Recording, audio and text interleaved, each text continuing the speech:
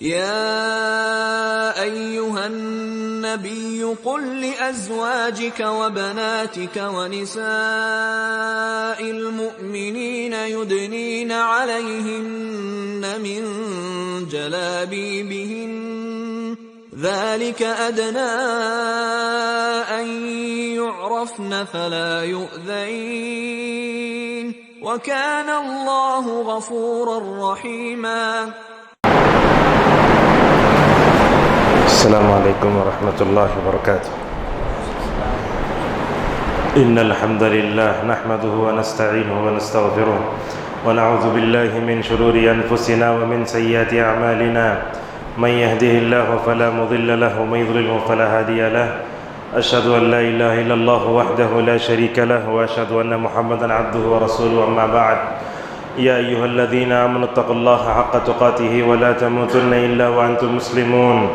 يا أيها الناس اتقوا ربكم الذي خلقكم من نفس واحدة وخلق منها زوجها وبث منهما رجالا كثيرا ونساء واتقوا الله الذي تساءلون به والأرحام إن الله كان عليكم رقيبا.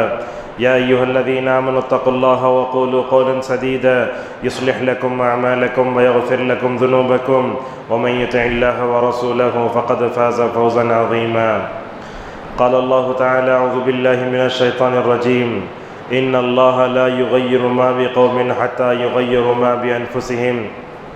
وقال الله تعالى فليحذر الذين يخالفون عن أمره أن تصيبهم فتنة أو يصيبهم عذاب أليم. وقال عليه الصلاة والسلام لن تضلوا ما تركت فيكم أمرين لن تضلوا ما تمسكتم بهما كتاب الله وسنتي رواه مالك في موطئه. معزز حاضرین، بزرگ و نوجوان دوستو اور پردہ نشین خواتین اسلام، جمعہ کا دن ہے، آپ لوگ خطبہ جمعہ سن چکے ہیں، پھر بھی الحمدللہ ہمارے ایک معمولی سے خطاب کو یہاں سننے کے لیے آپ جمع ہوئے ہیں. میں آپ سب کا شکریہ ادا کرتا ہوں کہ اللہ تعالیٰ نے آپ کے اندر دینداری کو رکھا، مسجد کی محبت کو رکھا، دین سے جڑ کر رہنے کی اللہ نے توفیق دی. اللہ سے دعا ہے کہ اللہ تعالیٰ اس پرفتن دور میں ہم سب کو اسی طرح مرتے دم تک مسجدوں سے محبت کرنے، نمازوں کی پابندی کرنے اور اللہ تعالیٰ ہم سب کو توحید پر صبر و استقامت کی دولت سے مالا مال فرمائے، آمین. معزز حاضرین، کرناٹک میں اس وقت مسئلہ حجاب کو لے کر ایک طرح کی ہلچل مچی ہوئی ہے. سمجھتے ہیں تقریباً 1 مہینے سے یہ سلسلہ چل رہا ہے. یہ مسئلہ یہاں سے اٹھا تو دیکھتے ہیں کہ ساری دنیا میں اس کے خلاف کچھ نہ کچھ کہا جا رہا ہے، بولا جا رہا ہے. اب چونکہ بلاری کرناٹک کا ایک حصہ ہے اور یہاں بھی کچھ چیزیں دیکھنے کو ملی ہیں، تو میں سمجھتا ہوں کہ حالات کے ساتھ اسلام نے چلنا ہمیں کیسے سکھایا. انشاءاللہ اس عنوان کے تحت چند باتیں انشاءاللہ ہم آپ کے سامنے رکھیں گے. آپ کو معلوم ہے کہ اللہ تبارک و تعالیٰ نے دنیا میں سب سے پہلے جس قوم کو سب سے افضل بنایا وہ بنی اسرائیل تھے، موسیٰ علیہ السلام کی قوم. اللہ تعالیٰ نے اس کو بہت کچھ دیا. اللہ نے کہا اذ جعل فیکم انبیاء وجعلکم ملوکا وآتاکم ما لم یؤت احدا من العالمین. کہا اے امت محمدیہ، یہ بات غور سے سنو، تم سے پہلے جو بنی اسرائیل تھے اللہ تعالیٰ نے اس میں نبیوں کو پیدا فرمایا، اللہ تعالیٰ نے بادشاہ بنائے اور اللہ تعالیٰ نے اس قوم کو وہ ساری چیزیں دی جو دنیا میں کسی کو نہیں دیں. آپ تاریخ کا مطالعہ کر کے دیکھیے، اللہ تعالیٰ نے جو ہے یہ جنت سے غذا کسی قوم پر نہیں اتاری سوائے بنی اسرائیل کے. اللہ تعالیٰ نے ان پر من و سلوہ اتارا تھا، مگر یہ لوگ اپنے آپ کو سمجھ نہ سکے.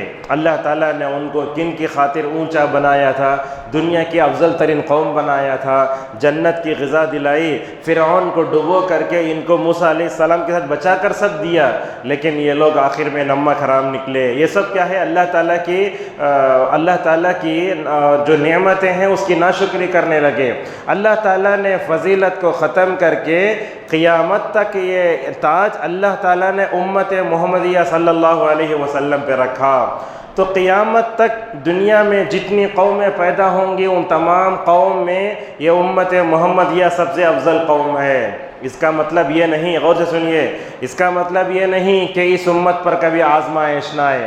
اس کا مطلب یہ نہیں کہ یہ امت ہمیشہ غالب رہے گی، ایسا نہیں۔ اللہ تعالیٰ نے امت مسلمہ کے ساتھ ایسا کوئی عہد نہیں کیا، بلکہ بتایا اگر تم دنیا میں حاکم بن کر زندگی گزارنا چاہتے ہو تو چند اوصاف ہیں، جب تک یہ تمہارے اندر رہیں گے تو تم کیا رہیں گے؟ دنیا کی حکم، دنیا کے قطاری اقوام پر غالب رہو گے، مگر جیسے ہی ان اوصاف کو چھوڑ دو گے تو اللہ تعالیٰ غیر مسلموں کو کیا؟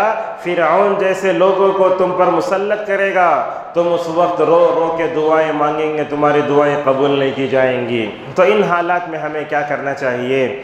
سب سے پہلی بات تو یہ ہے کہ یہ مسئلہ حجاب کے تعلق سے جو سوشل میڈیا میں یا ٹی وی چینلز میں، اخبارات میں جو چیزیں آ رہی ہیں اس کو پڑھ کر ہمیں ایک طرح کی پریشانی ہوتی ہے۔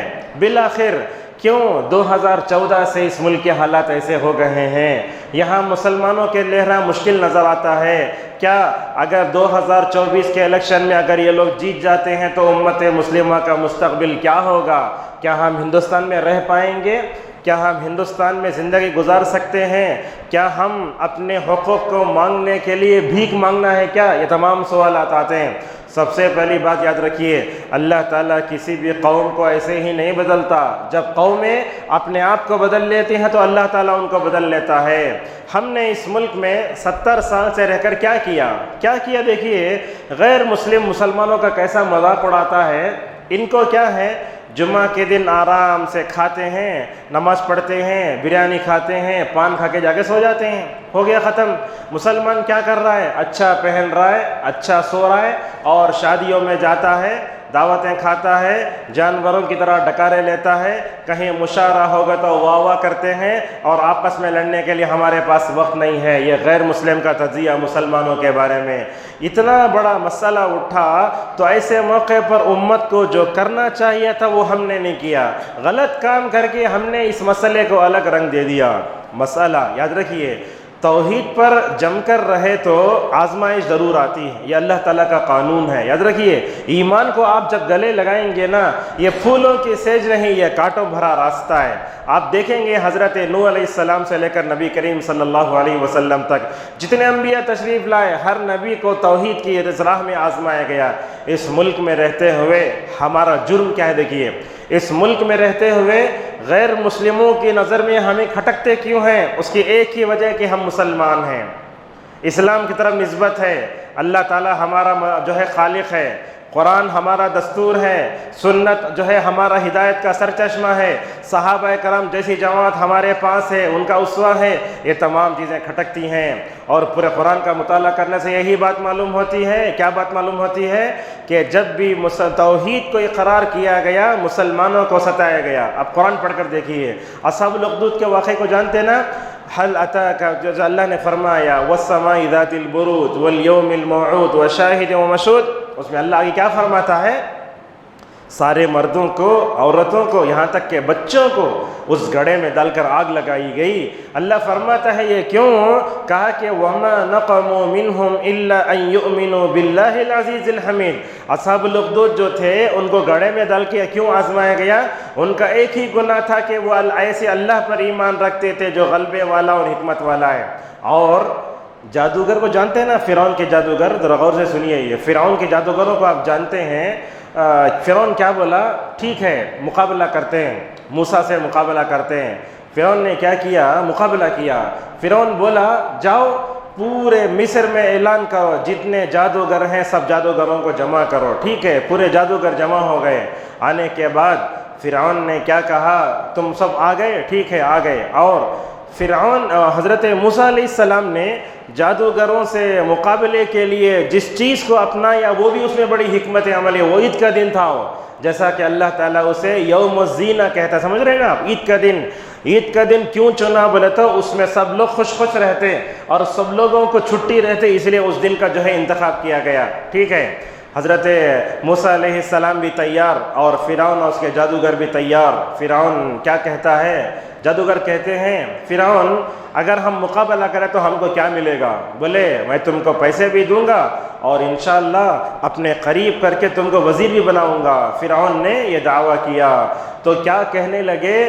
جیسے یہ لوگ آج جے شری رام کے لگاتے نا، ویسے فرعون کے جادوگر بولے فرعون کی جے، قرآن اس کو نقل کرتا ہے، وقالوا بعزت فرعون، بولے فرعون کی جے کی قسم ہم ضرور کیا ہیں گے، ضرور غالب ہو جائیں گے۔ اس کے بعد کیا ہوا، دونوں عید کے دن ایک طرف جادوگر رسیاں لاٹھیاں لے کر آئے حضرت موسیٰ علیہ السلام کے پاس، وہ معمولی سی لکڑی عصا، اللہ نے 9 نشانیاں دی موسیٰ علیہ السلام کو، 9، اس میں 2 نشانیاں بڑی اہم ہیں، ایک تو لاٹھی، دوسرا اپنے ہاتھ کو اپنے بغل میں رکھتے اور ایسے اندھیرے میں کرتے تو جو ہے چمکتا تھا، تخرج بیضاء من غیر سوء آیۃ اخری۔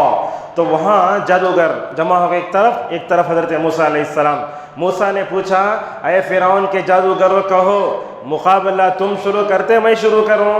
انہوں بولے پہلے ہمیں ڈالتے ہیں، ڈالتے ہی یہ حضرت موسیٰ علیہ السلام گھبرائے، جیسے ان تمام معاملات کو دیکھ کر ہم بھی گھبراتے نا، موسیٰ اولو العزم پیغمبر ہو کر بھی گھبرائے، اور یہ گھبرانا مذمت کا گھبرانا نہیں ہے، حضرت موسیٰ علیہ السلام کے دل میں جو خوف پیدا ہوا وہ فطری خوف تھا۔ مثلا سمجھیے ایک روم ہے، اگر اس میں سانپ آ گیا بولا تو آپ رکتے، پہلے بھاگ ہو جاتے باہر، آپ ڈر رہے نا، ویسے حضرت موسیٰ علیہ السلام بھی فطری طور پر ڈرنے لگے۔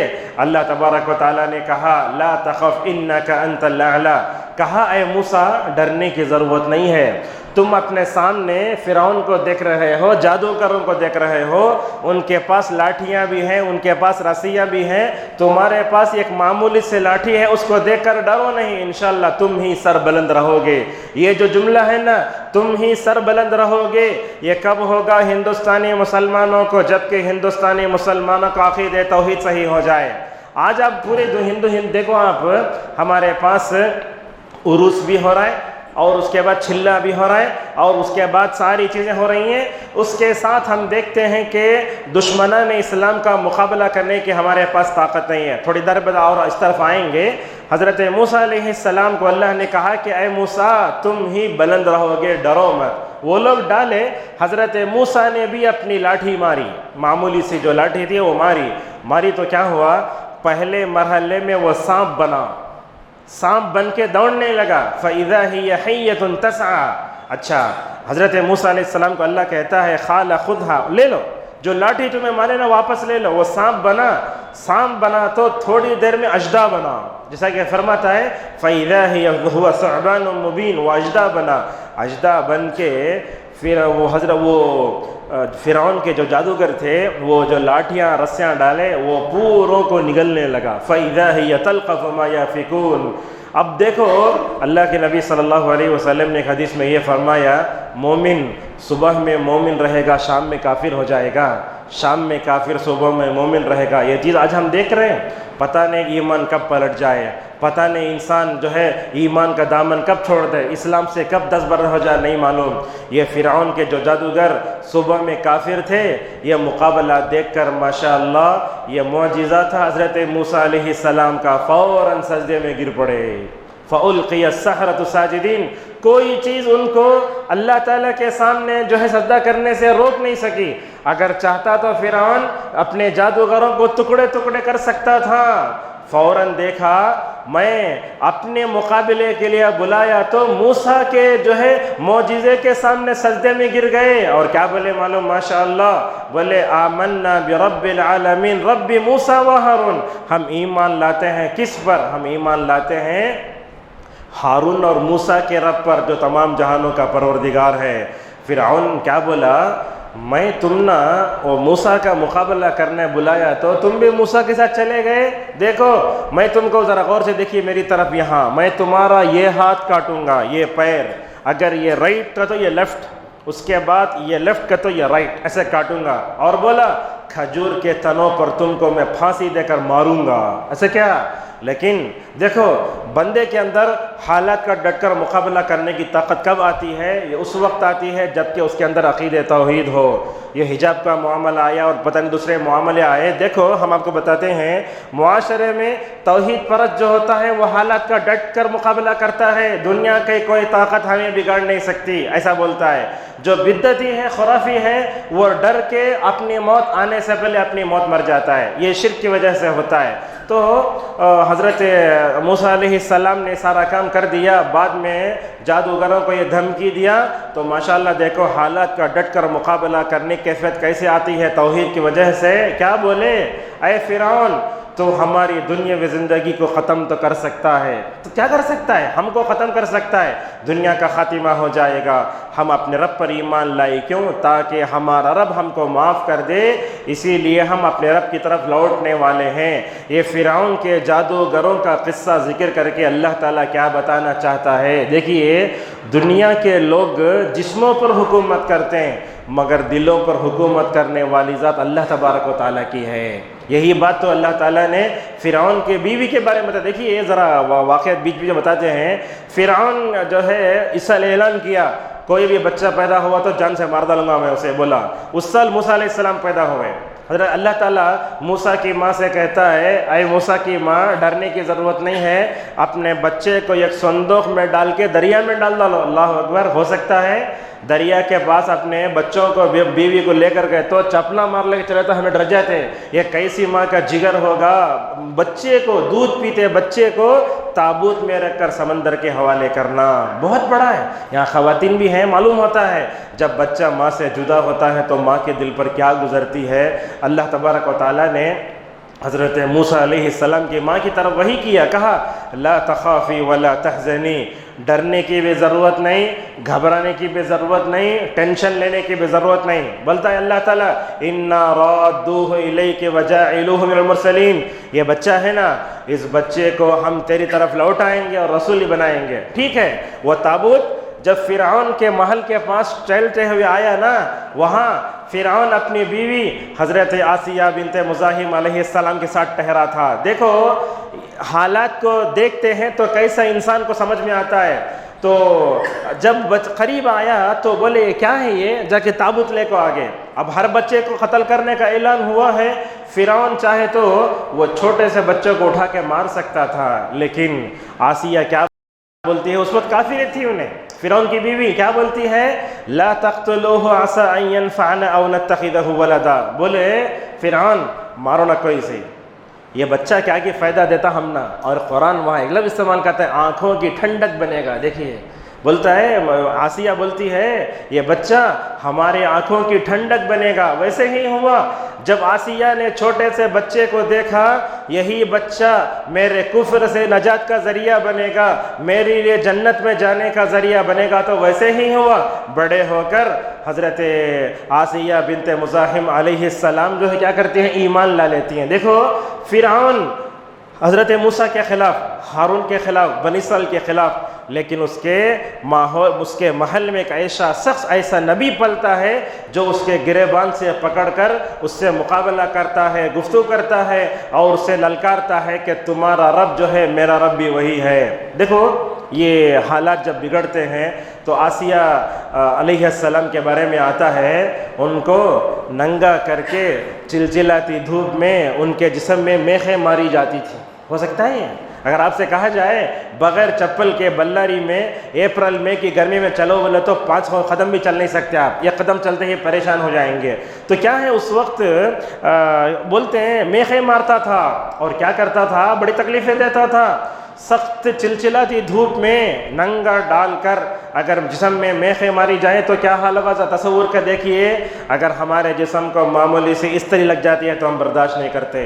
حضرت آسیہ بنت مزاحم علیہ السلام کے بارے میں آتا ہے، جب لوگ تکلیف دیتے ان کو، جب لوگ تکلیف دیتے، فرعون کے جو ہے چیلے میخیں مارتے تھے تو کیا کرتا تھا، صحابہ اکرام کی کچھ الفاظ آتے ہیں، ماشاءاللہ یہ بادل لا کے حضرت آسیہ کو اپنے اوپر سے سایہ کرتا تھا۔ دیکھو بندہ اللہ کا ہو جاتا ہے تو اللہ تعالیٰ کیسے اپنے بندوں کے لیے انتظام فرماتا ہے۔ ایسے بادل آ کر سایہ کرتے تھے، جب میخیں ماری جاتی، تکلیف حد سے بڑھ جاتی تو کیا دعا کرتی، کہتی اے رب اپنے پاس میرے لیے جنت میں گھر بنا دے، اے اللہ مجھے فرعون جیسے ان کے چیلوں سے، مجھے ظالم سے نجات دے یا اللہ۔ اور دیکھو ان تمام آزمائش سے گزرنے کے بعد حضرت آسیہ بنت مزاحم علیہ السلام کا کیا درجہ دیکھو. اللہ کے نبی صلی اللہ علیہ وسلم نے فرمایا دنیا میں تو مرد مکمل ہوئے مگر خواتین میں 4-5 عورتیں ہی کمپلیٹ ہوئی ہیں. اس میں حضرت مریم کا بھی شمار ہوتا ہے, اس میں حضرت آسیہ علیہ السلام کا بھی شمار ہوتا ہے. حجاب کے اس مسئلے کے موقع پر امت نے کیا کیا وہ ہم آپ کو بتاتے ہیں. کہاں کہاں اس مسئلے میں غلطی ہوئی دیکھیے. وہ کیا ہے, جہاں کہیں کسی چھوٹی سی اسکول میں کسی چھوٹے بھی کالج میں مسئلہ شروع ہوتا ہے, یاد رکھیے کسی بھی چھوٹے مسئلے کو بڑا نہیں بنانا چاہیے. سب سے بڑی بنیادی بات یہ ہے جس مسئلے میں, جس گاؤں میں, جس کالج میں وہ مسئلہ شروع ہوا, وہاں رہنے والے علماء, وہاں رہنے والے مسلم سیاستدان اس مسئلے کو لیتے, اس کے مطلب مینجمنٹ سے, پرنسپل سے, وہاں کی رہنے والی پولیس سے اس چھوٹے مسئلے کو حل کر دیتے تو مسئلہ حل ہو جاتا تھا. پہلی غلطی یہ ہوئی. دوسری غلطی کیا, اس مسئلے کو کورٹ میں لے جایا گیا. بہت بڑی غلطی آئی ہے. اس مسئلے کو ہم نے سب سے پہلے مذہبی رنگ دیا. ایک دوسرا کیا, اس مسئلے کو سیاسی رنگ بنایا گیا. حجاب حجاب حجاب, کو سا چینل کھولو خالی حجاب کے بارے میں لوگ بات کرتے ہیں. تو اس یہاں غلطیاں جو ہوئی ہیں ان غلطیوں کی وجہ سے یہ مسئلہ مذہبی رنگ اختیار کیا, مذہبی رنگ اختیار کر کے سیاسی رنگ اختیار کیا. اس کے بعد مسلمانوں سے اور 1-2 غلطیاں یہ بھی ہوئی ہیں. مسلم خواتین پروٹیسٹ کرنے کے لیے روڈوں پر آ گئے. کیا اسلام کی نظر میں یہ پروٹیسٹ کرنا, مظاہرہ کرنا جائز ہے کیا؟ تو اس وقت ہم دیکھتے علماء امت کے, عرب علماء کے فتووں کو لے کر ہندوستان میں بول دیتے حرام ہے حرام بول کے. عرب علماء کا کوئی بھی فتویٰ وہاں کے لیے ہو سکتا ہے, لیکن ہندوستان میں فٹ ہونا بولے تو یہاں کے علماء سے بھی پوچھنا کیا یہ صحیح ہے. تو ایسی صورت میں NCCC آیا اس وقت یہاں کے علماء نے کیا کیا, احتجاج کرنے کی اجازت دی, پروٹیسٹ کرو بولے. لیکن پروٹیسٹ میں مرد گئے تو فائدہ ہوتا, عورتوں کو لے تو نقصان ہوتا, یہ بات ہی بتائی گئی. اور علماء یہی بتاتے ہیں پروٹیسٹ اس وقت سود مند ہو سکتا ہے جس میں فائدہ ہو. یہاں ہم دیکھتے ہیں نکل رہے ہیں, پولیس کے مارا کھا رہے ہیں, جیل میں سلاخوں کے پیچھے جا کے پڑھ رہے ہیں. کیا ہو رہا ہے, مسئلہ حجاب کا شروع ہوا, مسلمان نوجوان جیل میں جا کے سڑ رہا ہے, ایسے ہو رہا ہے. اور ایسے وقت میں کچھ ہمارے پاس تنظیمیں بھی ہیں جو یہ کام کو بہت بڑھاوا دے رہی ہیں. ایسے وقت میں ہمیں کیا کرنا چاہیے؟ پہلی بات تو یہ ہے ہمیں سب سے پہلے اسلام پر مکمل طور پر عمل کرنا. دیکھو ہندوستان میں ماشاءاللہ مسلمان 800 سال تک حکومت کرے. یہ ہندوستان کی تاریخ ہے نا. اگر 800 سال حکومت کرنے کے بعد اگر اس ملک میں ہم توحید دنیا کے سامنے پیش کر دیتے, اسلام کا چلتا پھرتا جیتا جاگتا سچا نمونہ بن جاتے نا, تو یہ حالات آج ایسے نہیں رہتے. 800 سال میں ہم نے کیا کیا, بہت اچھے کام کیے ہوں گے. اور مغلیہ سلطنت میں 1-2 کے علاوہ سب شیعہ جیسے تھے. افسوس کی بات ہے شیعہ تشیع ہوتا تھا, بدعت کو خرافات کو جو ہے مکمل طور پر لوگوں کے سامنے پیش کرتے تھے. اسلام پھلا پھلا نہیں. کیا ہوا, مزارات بنے, بیوی کے محبت میں تاج محل بنا, یہ سب ہوا. اورنگزیب جو قرآن لکھتے تھے, کچھ خوبیاں بھی تھیں لیکن خامیاں زیادہ ہوئیں. اچھا اس کے بعد اب جو ہے ہم 75 سال ہو گئے اس ملک میں ہم آزاد ہو کر. ہم نے کیا کیا 70 سال؟ کیا دعوت کا کام ہم نے کیا؟ پہلا سوال. دوسرا سوال یہ ہے کب ہم اسلام پر مکمل طور پر عمل کریں؟ اس ملک ہندوستان میں آپ پردے کی بات کرتے ہیں, جو بھی عورتیں پردہ پہن کر باہر نکلتی ہیں تو کیا ہماری عورتوں نے پردے کا معنی مفہوم سمجھا ہے؟ یہ بھی سب سے پہلا سوال ہے. پردہ کا تو کیا سمجھے, برقع پہن لے کو اسکارف اوڑھ لے تو پردہ ہو گیا سمجھ گئے. یہ پردہ نہیں, پردے کا مذاق ہے. یہ چہرہ چھپانا ضروری ہے. جب تک عورت چہرہ نہیں چھپاتی اسے پردہ نہیں بولتے. قرآن پردے کے لیے جو لفظ استعمال کرتا ہے اس پہ غور کریں. جلباب, جلباب خالی دکان کا نام نہیں. جلباب بولے تو ایسی ڈھیلی ڈھالی بڑی لمبی چادر جو اوپر سے اوڑھے تو اس کے پورے جسم کے حقیقے کو چھپا کر نیچے لڑنا, اسے بولتے. لیکن افسوس کی بات ہے آج ہم دیکھیے, آج برقع خریدنے جاؤ, برقعے کے ساتھ جو اوڑھنی آتی ہے وہ دسترخوان جیسی ہے, اتج ہے. یہ یہاں سامنے کا نظر آ رہا ہے، پیچھے کا نظر آ رہا ہے، پتلی اوڑھنی ہے. اب کچھ عورتیں اسکارف اوڑھ لیتی ہیں، اس میں سے تھوڑا لے کے ماسک کی طرح اوپر بن لیتی ہیں چندی جیسا. یہ پردہ نہیں ہے.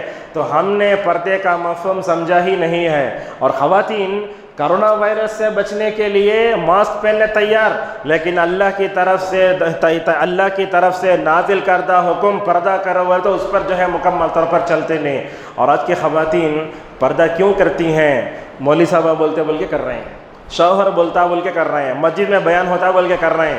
لیکن عورت کو معلوم ہونا چاہیے پردہ یہ عادت نہیں، عبادت ہے. اللہ تعالیٰ نے عورت کے لیے اس کو واجب قرار دیا ہے. جیسے عورت نماز پڑھتی ہے ویسے عورت کے لیے پردہ بہت ضروری ہے. دیکھیے کتنے باتیں آئیں اس میں.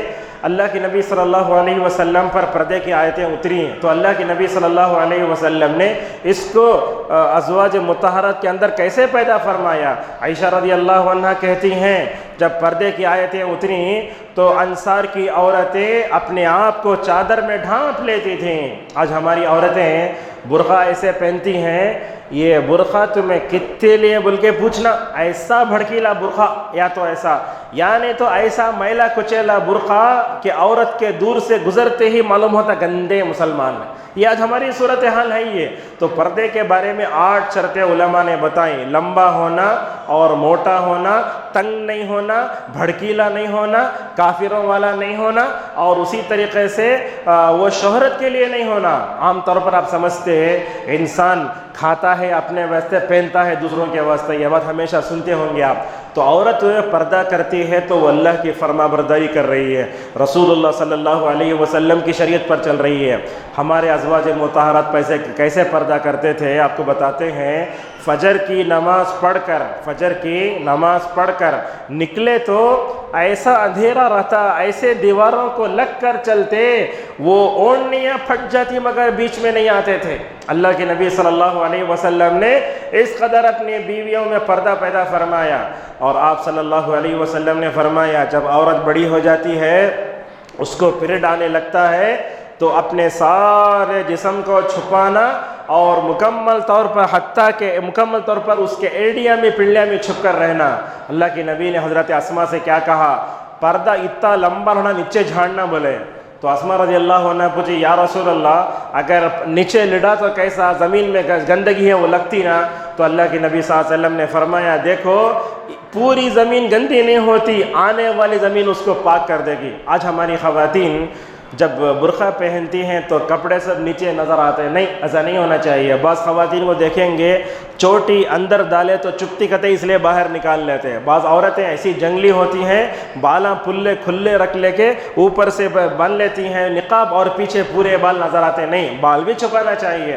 تو اگر ہم ہندوستان کے ماحول میں رہ کر پردہ کیا ہے، پردے کا تقاضا کیا ہے، فائدے کیا ہیں، بے پردگی کے نقصانات کیا ہیں، اگر ہم اس پر مکمل طور پر عمل کر لیتے نا تو کسی کو اس پر پابندی لگانے کی ہمت نہیں ہوتی. کچھ لوگ عمل کر رہے ہیں، کچھ لوگ عمل نہیں کر رہے، کچھ عورتیں کبھی عمل کرتی کبھی چھوڑ دیتی ہیں. اس صورتحال سے گزرتے تو اللہ تعالیٰ کیا فرماتا ہے؟ کتاب کے ایک حصے پر عمل کرو، یہ کچھ چھوڑ دو تو ذلت و رسوائی کے علاوہ کچھ بھی ہاتھ میں نہیں آئے گا. اچھا ٹھیک ہے، اس حالات میں مسلمانوں نے کیا کیا؟ دیکھو اس حالات میں کیا کیا. وہ منڈیا کی لڑکی، اس نے پردہ کیا، اللہ اکبر بولا، صحیح ہے، اللہ اکبر بولی لڑکی. وہ جب اللہ اکبر اس نے کہا تو اس کے پیچھے جتنے غنڈے قسم کے لوگ تھے اس سے دور ہٹ گئے. اللہ اکبر. اور اللہ تعالیٰ کی پاکی اور اللہ کی ذکر کرنے میں بڑی قوت ہوتی ہے. جب انسان اللہ کا ذکر کرتا ہے تو سارے کائنات اس سے ڈرنے لگتی ہے. دیکھیے اسی لیے حضرت موسیٰ و ہارون کو فرعون کے دربار میں جاتے ہوئے اللہ نے کیا کہا؟ وَلَا تَنِيَا فِي ذِكْرِي. اے موسیٰ و ہارون فرعون کے دربار میں جاتے ہوئے اللہ کا ذکر کرنے میں کوتاہی نہ کرو. تو ہم ان حالات کا ڈٹ کر مقابلہ کرنا چاہتے ہیں تو اللہ سے قریب ہونا، اللہ کا بار بار ذکر کرنا. ہمارا یہاں سوال ہے، ٹھیک ہے لڑکی نے پردہ کیا، نعرہ تکبیر بولا، لوگ جا کے پیسے دے رہے ہیں. سب سے بڑی خراب بات یہ ہے کہ اس موقع پر فیک نیوز زیادہ پھیل رہی ہے.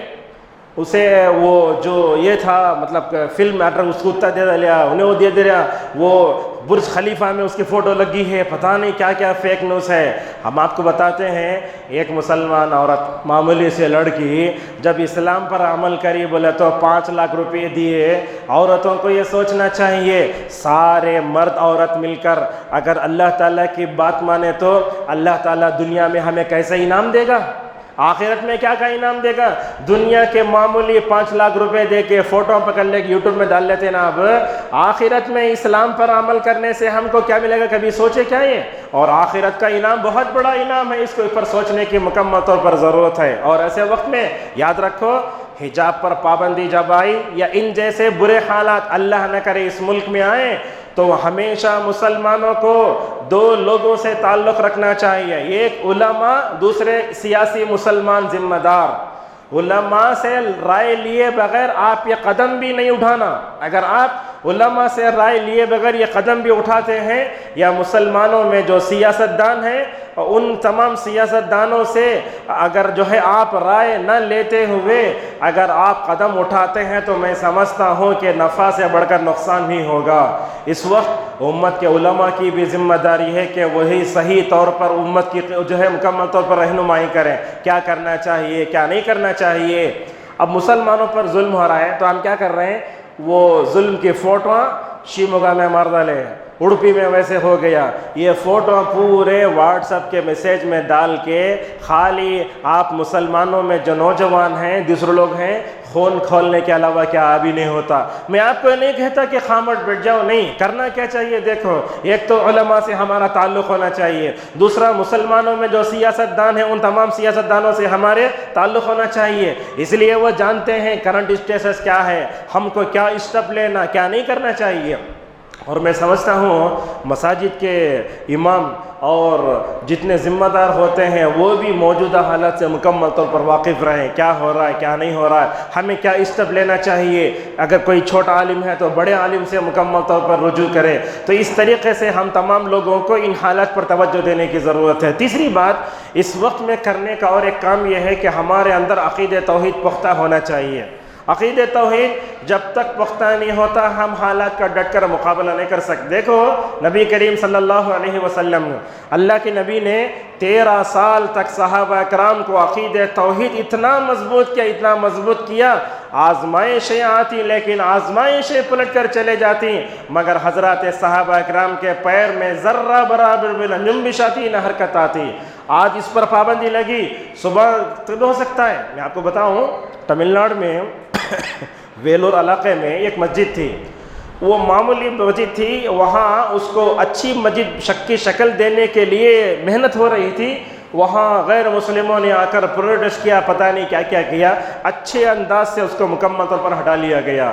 ہمارے پاس یہ چیز کیا ہوتی ہے, اگر ہمارے اوپر پابندی لگی تو ہمیں ہندوستان کے سارے غیر مسلموں کو اپنا دشمن سمجھتے ہیں. ویسی بات نہیں ہے, یہ بہت بڑی غلطی ہے. یہ دیکھیے غیر مسلم 2 طریقے کے ہوتے ہیں. ایک وہ ہوتے ہیں جو فطرت پر ہوتے ہیں, اسلام کو پسند کرتے ہیں, مسلمانوں کے اخلاق کو پسند کرتے ہیں, ہمارے ساتھ ڈیل کرتے ہیں. یہ ہمارے دشمن نہیں ہیں.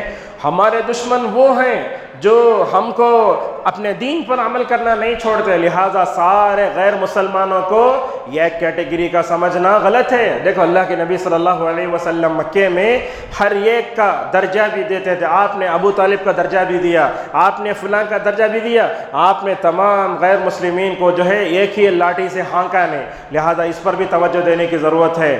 اگر عقید توحید مضبوط ہو جاتا ہے, میں سمجھتا ہوں اس ملک میں کوئی سے بڑی آزمائش بھی آئے ہم حالات کا مقابلہ کر سکتے ہیں, مگر اپنے عقید توحید کو چھوڑ نہیں سکتے.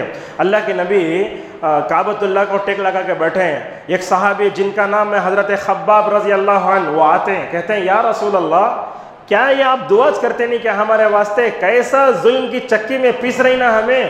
اللہ کے نبی ٹیک لے بیٹھے, ٹیک چھوڑ ڈالے غصے سے. کیا بولے آپ؟ تو بولے یا رسول اللہ دشمنوں کا ظلم زیادہ ہو گیا ہے، ہم دین پر عمل کرنا مشکل ہے، دعا کرتے نہیں اب ہمارے واسطے۔ اللہ کے نبی صلی اللہ علیہ وسلم نے خباب سے کہا تمہارے سے پہلے لوگوں کو لوہے کی چاقو لے کر مکمل طور پر جسم کے ٹکڑے ٹکڑے کر دیے گئے، حضرت زکریا کو آرے سے چیرا گیا، دیکھتے نہیں آپ یہ سب پڑھتے نہیں؟ دیکھو ان کے پاس جو تکلیفیں آئیں وہ تکلیفیں تمہارے پاس نہیں آئیں، لیکن تم جلدی کرتے ہو۔ لہذا ہم آپ سے پوچھتے ہیں 13 سال اللہ کے نبی صلی اللہ علیہ وسلم نے اور حضرات صحابہ کرام نے جن مشقتوں کا سامنا کیا، جن مشقتوں کو جھیلا، کیا وہ مصیبتیں ہمارے پاس آئیں؟ نہیں آئیں۔ الحمدللہ اس ملک میں ہم اچھے سے رہ رہے ہیں اور رہیں گے بھی، اور اس ملک کی سالمیت اور اس ملک میں امن کے ماحول کو قائم کرنے کے لیے مسلمان جیسے ماضی میں اچھا تھا وہ قیامت تک مکمل طور پر اس کے لیے مکمل طور پر کوشش کرنا چاہیے۔ اور ایک بات بھی ہے، غیر مسلم جو اسلام سے قریب ہے، اسلام کا مطالعہ کر رہا ہے، سلیم الفطرت ہے، آپ دعوت کا کام کرنے میں جو ہے ذرہ برابر بھی پیچھے نہ ہٹو۔ اسی لیے بولتے ہیں علماء اپنے معاشرے میں ابو طالب کو ڈھونڈو۔ ابو طالب حالت کفر میں رہ کر نبی کے 40 سال تک مدد کرے، ویسے مدد کرنے والے اس ملک ہندوستان میں بھی ہیں، ایسے لوگوں کو مدد کرو۔ اور یہ بات یاد رکھو، غیر مسلموں سے جیسے آپ تجارتی تعلقات رکھتے نا، وہ تجارتی تعلقات میں اور بہتری لا کر برادران وطن کے دلوں کو اخلاق سے جیتنے کی کوشش کرو۔ ایک مثال دیتے ہیں، میں اپنے 2 چھوٹے بچوں کے ساتھ حصور سے آمبور جا رہا تھا۔ یہ دیکھیے غیر مسلم کے اخلاق کیسے ہوتے، دیکھو ہر ایک آدمی RSS کا نہیں ہو جاتا، اس میں کیا ہے وہ کنڈکٹر ہے۔ میں اپنے دونوں بچوں کے ساتھ چڑھا، جا کے سیٹ میں بیٹھ گیا۔ ٹکٹ لینے سے پہلے وہ کنڈکٹر کے اخلاق دیکھو، 1 روپے کے 2 چاکلیٹ لایا، سب سے پہلے بچے کو دیا، دینے کے بعد ٹکٹ لیا۔ 1 ہفتہ گزر گیا، اس کے بعد دوسرے ہفتے پھر خطبہ دے کر کے اسی بس میں چڑھنے کا اتفاق ہوا، سب سے پہلے آ کر پوچھتا ہے وہ تمہارے ساتھ 2 بچے تھے نا، کہاں گئے بچے؟ دیکھ غیر مسلم کے اخلاق کیسے ہیں، بولا نہیں ہے۔ اب میں وہ دیکھتا ہوں تقریباً 3 گھنٹے اس کنڈکٹر کے ساتھ ڈرائیور کے ساتھ بس میں تھے، اس کے بلانے کا انداز، ٹکٹ لینے کا انداز اور مسافرین کے ساتھ گفتگو کرنے کا انداز، جو بھی بس میں چڑھتا مسکراتا۔ یہ غیر مسلم کے اخلاق ہیں۔ ایک چھوٹا واقعہ سنا میں، ورنہ پتہ نہیں اس ملک میں پتہ نہیں کتنے غیر مسلم ہیں جو مسلمانوں کی تعلیم سے متاثر ہیں۔ بلکہ مجھے تو یوٹیوب پر ایک چینل ہے، اس چینل میں کیا تھا معلوم ہے، غیر مسلم علماء کے تحریر کو سنتے ہیں۔ وہ ہے چینل، وہ نام یاد آ رہا نہیں، مجھے کہیں بتائیں گے ہمیں۔ وہ سن کر بولتے ہیں ماشاءاللہ اسلام کتنا اچھا مذہب ہے نا، ہم بھی سنتے تم بھی سنتے۔ اور اس کے چینل کے سبسکرائبر تقریباً 40-50 کے اوپر ہے دیکھنے والے، یہ سب دیکھ رہے ہیں۔ اس کا مطلب بتانے کا مطلب یہ ہے ہر غیر مسلم کو اپنا دشمن نہیں سمجھنا، بلکہ اس کے کفر سے ہمیں نفرت ہونا چاہیے، مگر اپنے اخلاق سے اس کے دلوں کو جیتنے کی کوشش کرو۔ انشاءاللہ اس ملک کے ماحول کو ہم بدل سکتے ہیں۔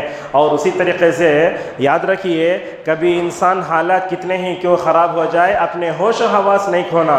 کیا انہوں پتھرے مار ڈالے ہمیں پتھرے مار ڈالے، اسے مار ڈالے ہمیں مار ڈالے، نہیں۔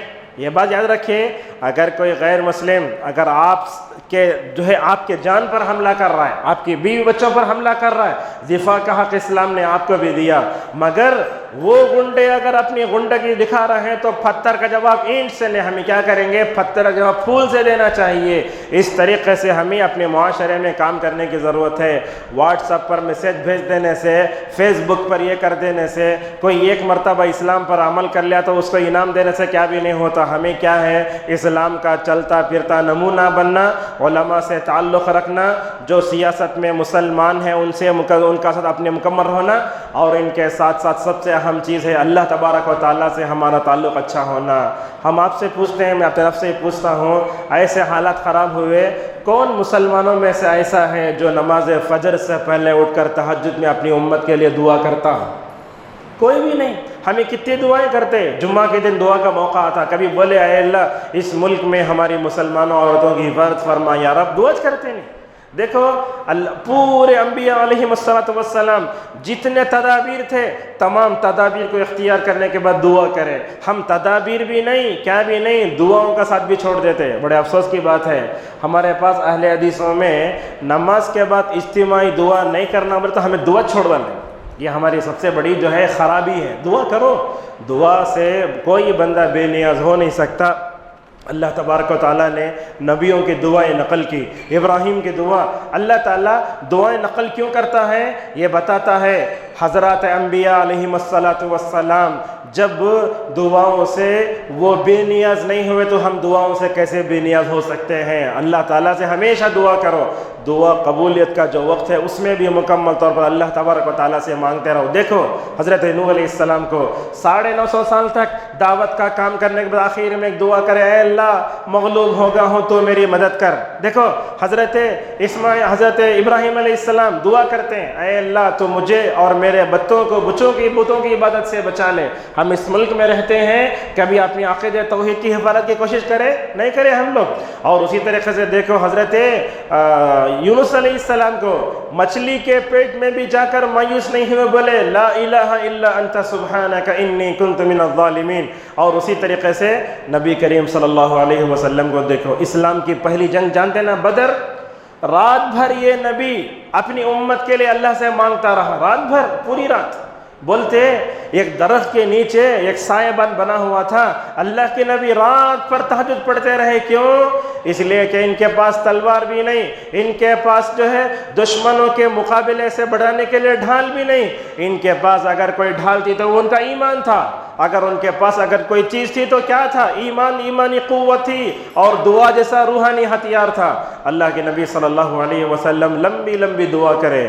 ہمیں جب دعا کرنے جاتے ایسا ہاتھ اٹھا لے تو ادھر دیکھ لو ادھر دیکھ لو, اگر فون آیا تو کر لے, کوئی ایسا کرے تو یہ اللہ کی بے ادبی ہے. یہ اتنی لمبی دعا کرے. اللہ کے نبی جو چادر اوڑے ہوئے تھے نیچے گر گئی. اللہ اکبر.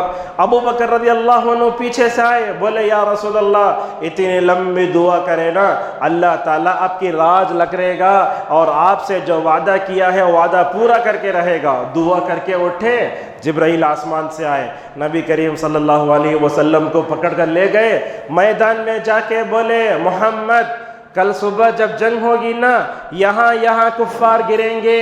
اللہ کے نبی صلی اللہ علیہ وسلم کو بتا دیا گیا تھا. سوال یہ آیا, جب نبیوں کے سردار اس رات میں جب جو ہے دعاؤں سے بے نیاز نہیں ہو سکتے تو ہم کیسے بے نیاز ہو سکتے ہیں؟ اور آج ہم یہ بار سنتے, شیخ اپنا دیکھ, اگر میرا گھر اچھا ہو گیا تو بس امت کے دوسروں کے لیے بھی جینا سیکھو, کبھی امت کی سالمیت کے لیے دعا کرو. کتنی دعائیں کر سکتے؟ بہت دعائیں رسول اکرم صلی اللہ علیہ وسلم نے ہمیں بتائیں. لہذا دعاؤں کا سہارا بھی مکمل طور پر لینا چاہیے. سوشل میڈیا پر ہر آنے والی چیز کو صحیح نہ سمجھو, یہ بھی بہت اہم ہے. سوشل میڈیا پر آنے والی ہر چیز کو صحیح نہیں سمجھنا چاہیے. جو صحیح منہج کے علماء ان کی بات آتی ہے تو آپ لے لیجئے, ادھر ادھر کے غیر علماء کے باتیں سن کر جو ہے کسی بھی ہوش و حواس میں مکمل طور پر نہیں کھونا چاہیے. اور اسی طریقے سے ایک بات اہم بھی ہے, اس وقت حجاب کا مسئلہ آیا, ہر آدمی کے پاس یوٹیوب چینل ہے. ہر ایک آدمی یہ سمجھتا ہے میں اس کے بارے میں امت کو مکمل طور پر گائیڈ کر سکتا ہوں. نہیں, آپ کے اندر صلاحیت نہیں ہے. اگر آپ کے اندر صحیح صلاحیت ہے تو ویڈیو بنا کر اپلوڈ کرو, کچھ بھی کرو. اگر آپ کو ایک دو باتیں بول کو میں ہائی لائٹ ہو جاؤں گا بولے تو ایسی چیزیں بھی امت کے لیے ہلاکت کا ذریعہ بن سکتی ہیں. یہ کچھ باتیں تھیں, یہیں پر اپنے درس کو ختم کرتے ہیں. پورا خلاصہ یہ ہے, اسلام نے ہمیں حالات کے ساتھ چلنے کا طریقہ بتایا. اور یہ بات یاد رکھیں, یہ امت انشاءاللہ قیامت تک بھی ختم نہیں ہو سکتی. اللہ کے نبی صلی اللہ علیہ وسلم نے اس امت کی حفاظت کا جو ہے وعدہ لیا ہے, لیکن چند شرطوں کے ساتھ. وہ کیا شرط؟ سب سے پہلے ایمان پرفیکٹ ہونا, اور اس کے بعد عمل صالح. کہاں ہے عمل صالح؟ جمعہ کو ہے تو جمعہ, یعنی تو عید, یعنی تو وہ نمازیں صحیح نہیں ہیں, اور نماز انسان کو پریشانی سے نکالتی ہے. دیکھیے اللہ کے نبی صلی اللہ علیہ وسلم نے فرمایا کہ جب بھی پریشانی ہے تو آپ نماز پڑھتے. اگر آپ دیکھتے ہیں باہر آپ کا دل خراب ہو رہا ہے, پریشان ہو رہے ہیں, نماز کے ذریعے مدد لو. جب حضرت ابراہیم علیہ السلام اپنی بیوی کو لے کر مصر کے پاس سے گزر رہے تھے, وہاں کا بادشاہ پکڑ لیا, کون یہ؟ حضرت ابراہیم بولے یہ میری بہن ہے, حالانکہ بیوی تھی. انہیں کیا کیا, وہاں کا بادشاہ حضرت سارہ کو پکڑنے جاتا, ابراہیم علیہ السلام پریشان ہوئے، کیا کروں میں، میری بیوی بادشاہ کے ہاتھوں میں ہے، کیسے بچانا اپنی بیوی کو، کیا کرے معلوم، ماشاءاللہ ابراہیم علیہ السلام وضو کر کے نماز پڑھ کے دعا کرنے لگے، اے اللہ میری بیوی بادشاہ کے ہاتھ میں ہے، وہ بادشاہ اس کے ساتھ برائی کرنے، اے اللہ تو میری بیوی کی حفاظت کر۔ ایک طرف تو یہ، دوسری طرف دیکھو حضرت سارہ کا ایمان بھی کیسے، سارہ بولتی یہ بادشاہ میرے ساتھ برائی کرنے آتا، جیسے ہی اس کا ہاتھ قریب ہوتا تو میں اپنے دل میں کہتی اے اللہ سے، اے اللہ اس مطلب جانور کا ہاتھ تو کیا کر، شل کر دے، پڑ جاتا ہو کر کے، اللہ اکبر۔ جب دوسری مرتبہ پھر کرتا، دعا کرتی اے اللہ یہ ہاتھ میرے قریب ہو رہا ہے، ہاتھ کو تو برباد کر دے، نیچے پڑ جاتا ہاتھ۔ تیسرے مرتبہ جب آتا تو سارا دعا کرتی اے اللہ یہ مرد میرے برائی کرنے کا ارادہ کرنا چاہتے، اے اللہ تو اس کے شر سے مجھے بچا لے۔ دیکھو ایک طرف ابراہیم دعاؤں سے اپنے رب کے قریب ہو رہے ہیں، تو دوسری طرف سارا بھی دعا کر کے اپنے رب سے قریب ہو رہے ہیں۔ سارے مسائل کا حل کیا ہے، اگر ہمارا تعلق اللہ تبارک و تعالیٰ سے مضبوط ہو جائے تو ہم جو ہے دنیا میں صحابہ کی طرح کامیاب ہو سکتے ہیں۔ ہمارا ایمان ہی نہیں ہے، امت کے نوجوانوں کا حل کیا ہے، بتانے کی ضرورت نہیں ہے۔ پورا امت کا نوجوان سوشل میڈیا کے فتنے میں پڑھ کے، عشق کے فتنے میں مبتلا ہو کر اس کی ساری صلاحیتیں لڑکیوں کے پیچھے جا رہی ہیں، حالانکہ آپ نے فرمایا نوجوانی کی عبادت بندے کو جنت کا مستحق بناتی ہے۔ کہاں ہے سالے نوجوان، انگلیوں پر گن سکتے ہیں نوجوان، پوری جوانی لڑکیوں سے محبت کرنے میں، عشق کرنے میں، ہوٹلوں میں بیٹھنے میں، پارکوں میں بیٹھنے میں جو ہے مکمل طور پر ہو رہی ہے، اور لڑکیوں کا تو مت پوچھو، غیر مسلم لڑکیوں کے ساتھ، ان کے ساتھ مل کر اسلام کو مکمل طور پر کر رہے ہیں۔ اور یاد رکھو اپنے آپ کو مسلمان کہنے میں فخر محسوس کرو، ایسا نہیں اگر آپ کو مسلمان کہہ کر آپ کو کوئی طعنہ دے رہا ہے آپ کا دل چھوٹا نہیں ہونا چاہیے۔ دیکھو فارس سے آئے ہوئے سلمان کا کیا حال تھا، ایک آدمی یہودیوں نے جا کر سلمان رضی اللہ عنہ سے پوچھا اے سلمان تمہارا نبی تم کو قضاء حاجت کے آداب بھی سکھاتا ہے، تانا مارنے کے لیے بولے اگر ہم ہوتے تو اپنا چہرہ نیچے کر لیتے، مگر سلمان نے کیا کہا، ہاں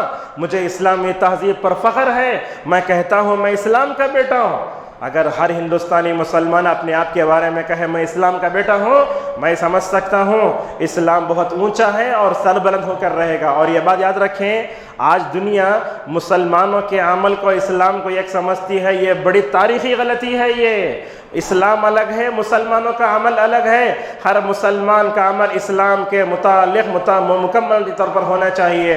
جب ہم اسلام کا چلتا پیتا نمونہ بن جائیں گے تو انشاءاللہ دنیا کے کسی بھی کونے میں رہیں گے تو ماشاءاللہ ہم حالات کا ڈٹ کر مقابلہ کر سکتے ہیں۔ ایسے وقت میں مسئلے کی تعصب بھی نہیں برتنا، یہ بھی بڑا اہم ہے۔ میں اہل حدیث ہوں، انہیں حنفی ہے، انہیں بریلوی ہے، نہیں، اگر کسی بھی کلمہ گوئی بھائی پر مشکل ہوتی ہے تو آپ ساتھ دینے کے لیے تیار ہونا، یہی تو اسلام ہمیں سکھاتا۔ توحید کی وجہ سے ہم سب ایک ہیں، مارے جانے والے فلاں مسلک کے ہیں، میں فلاں مسلک کا ہوں، نہیں، یہ وقت امت کے الگ الگ ہونے کا نہیں، ایک پلیٹ فارم پر آنے کا وقت ہے۔ ہو سکتا ہے آپ توحید پرست ہوں، کسی جو ہے بدعتی کو مارا جا رہا ہو سکتا ہے آپ کے ساتھ دینے سے آپ کا بریلوی بھائی بھی توحید پرست بن جائے، ہو سکتا ہے۔ اللہ تبارک و تعالیٰ سے ہماری دعا ہے کہ اللہ تعالیٰ اس ملک ہندوستان میں رہتے ہوئے اسلام کا جیتا جاگتا نمونہ بننے کی ہم سب کو توفیق عطا فرمائے۔ اللہ تعالیٰ ہم سب کو توحید پر عمل کرنے والا بنائے۔ اللہ تعالیٰ ہماری اور سارے ہندوستانی مسلمانوں کی حفاظت فرمائے، اور جو بھی غیر مسلم ہمارے بارے میں، قرآن کے بارے میں، نبی کے بارے میں یا ہم کو مٹانے کی کوشش کر رہے ہیں، یا تو اللہ ان کو ہدایت دے یا تو اللہ تعالیٰ ان کی سازشوں کو انہی کے ہلاکت کا ذریعہ بنا دے۔ اللہ تعالیٰ ہم سب کو قرآن حدیث پر چملنے، توحید پر مکمل طور پر استقامت کی دولت سے ہمیں مالا مال فرمائے، آمین۔ وآخر دعوانا الحمد للہ رب العالمین۔